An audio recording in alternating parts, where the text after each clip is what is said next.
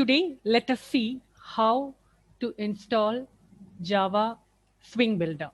For that, the first thing you have to do is you have to open up an Eclipse IDE, go to the Help option. You have something called Install New Software. Click that, and you will have lots of options coming up over here.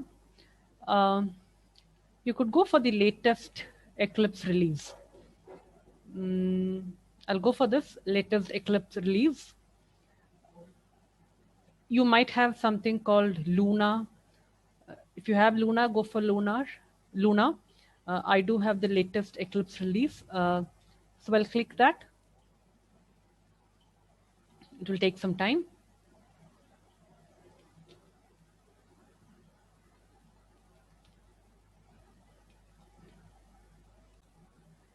You will be finding a lot of options over here.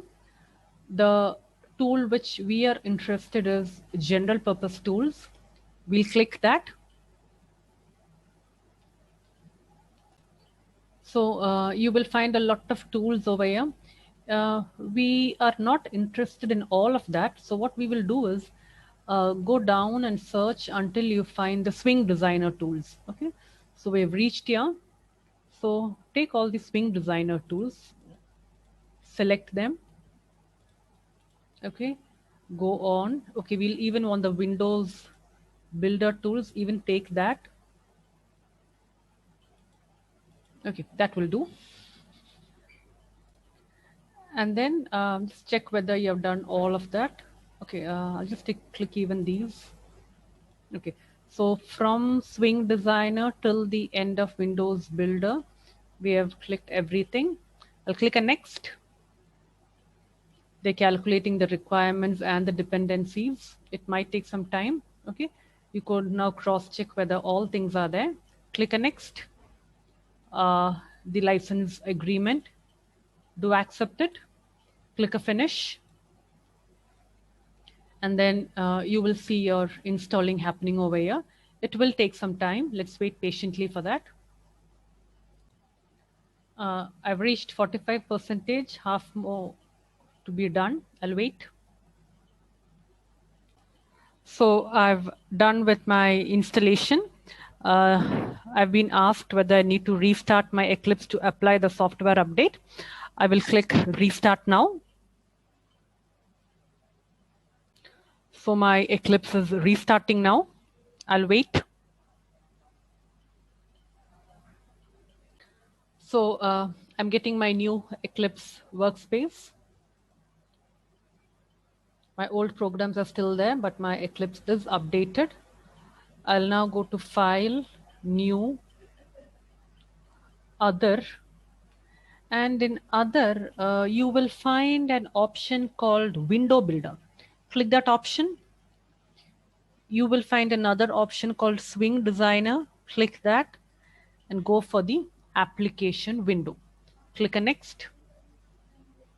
I'll go random. I'll just say hello world. Source folder is empty. Anyway, I'll go for, in my source, I've created a, okay, I'll do it in my ants project. Source. Okay, so in ants project, I do have my hello world. I'll finish it off.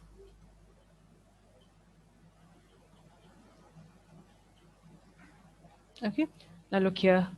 I do have a default code coming up with all the event queue, with the JFrame, okay, with my code, with my try-catch exception, and all that. You will even find two tabs over here, the source and the design. When you click the design, first time it will take some time, but I've got my default frame coming up over here. You have even your swing palette over here where you could copy paste things.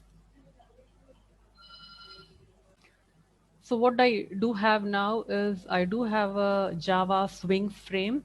It is empty. It doesn't have any buttons, any borders, any toolbars. It has nothing. We learn later how to do that. So what I'll do now is I'll just run this and see what happens. Okay. Yeah. So now I've got an empty frame. We'll just do one more thing. You can take a button and then let's paste it over there. Now let's see how we can create a new project using Swing. You go to File, New, Java Project.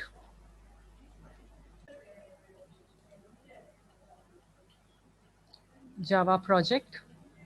Okay, you can give your project name over here. I'll give my project name My First Swing. Okay, so let the defaults be there. Use an execution environment JRE. Okay, I'll go for next. Okay, click source. So all the code I write will be now in my source folder. I'll finish it off. Okay, so now I've got a project called My First Swing. Now inside that, in my source directory, I'm going to add my new window builder. So I'll go for new. I'll not go for class, interface, package and all like we did earlier. Instead, we are going for a application builder. So we'll go for other, window builder, swing designer, application window, next. And now inside my first swing, I'll have, let's say, demo one. I'll have a program called demo one. I'll click a finish over there. Okay, so now this is my demo one. So my Eclipse has generated a default code for me, which is there in the source. I even have the design. The design would be an empty frame, an empty frame. Now my file name is demo1.java. Inside my first swing, I do have demo1.java. You might feel the space a bit congested, a bit small. So what you can do for that is you can double click demo1. Okay, when you double click demo one, things will be rearranged and you will get things in a much more bigger way. You'll see a palette over here, all the tools over there, the property window and all that. If you want to go back to the old structure, you could again double click it. You'll go back to the old layout structure. Anyway, what we can do is we'll work on a bigger structure so that things are easier. Okay, now you do have all your container elements over here. You even have your layouts over here. You have your start spring components. You have your swing actions. First, what we'll see is let's see how to add a button. Okay, now you can take a button, J button. As it is swing, everything would be starting with J. I'll click a button. I'll double click it and then I'll simply drop it over here. Click your J button. Okay, you see it on a white, which means that it is selected.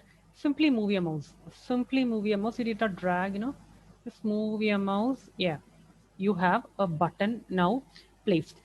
Now you will see a properties window over here. A properties window where you will be able to see all the properties of this particular J button. You can give a name for your J button. There are many options in which you can give a name. You can either right click, rename. We have lots of options over here. You can add your event handlers. Okay. Your event handlers, you can rename. Or what you could do is you could go into your properties window. You have a property called text.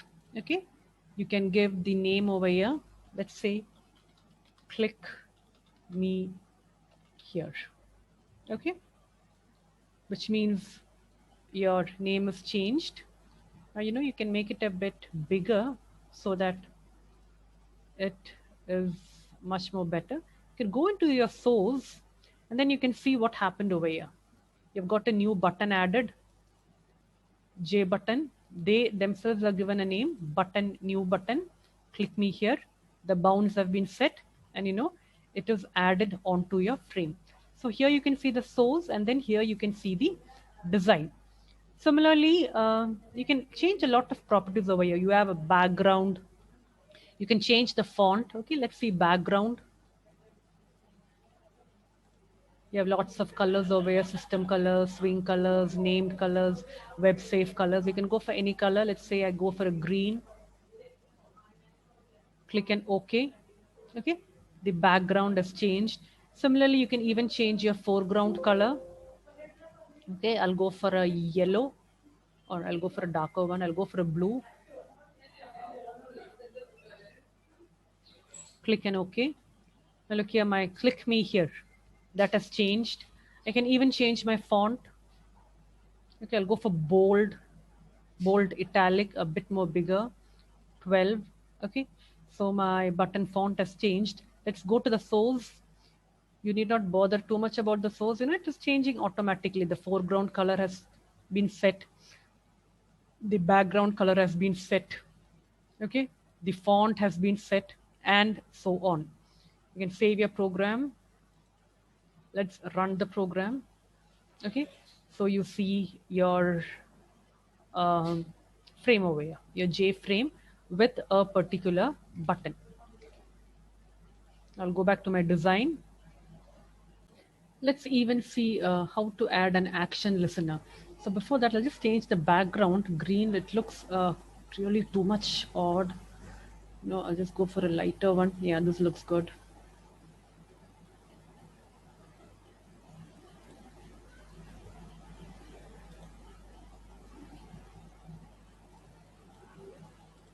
Okay.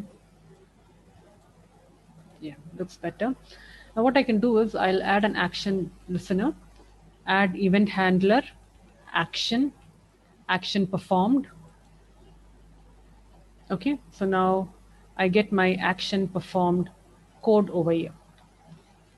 Okay, you can now directly write the code over here. Earlier when we were doing AWT, if you remember, we were writing this code all by ourselves. Now all what you need to do is you can write some code over here. Let's say when you click that particular button, you need an option pane to come up. Okay, J option pane dot.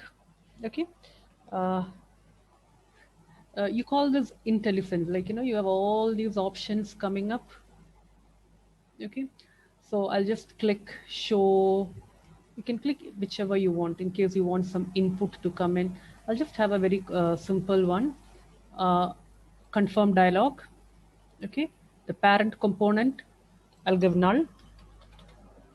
Message, like you can give any message. You clicked me. Okay, I'll end up my code. I'll save my program, go back to my design. Okay, looks good. I'll run my program. Let's see how the program looks like. I do have a J frame. I do have a J button. And when you click me here, you click me. Yes, no, cancel. So it is a confirm. The confirm option which I took, I do have all these options coming up. Just like we had an option pane, we can even have it in our label. So what we can do is you click here and then move your mouse, you get a label, and then see you have the variable name over here, label, new label. When you look into your code, uh, see this is the variable name which has come, and if you are not happy with that name and then you want to give, let's say, label MSG, label message. Okay, label message, your variable name will be changed accordingly. So let's come back here. You are in your design part.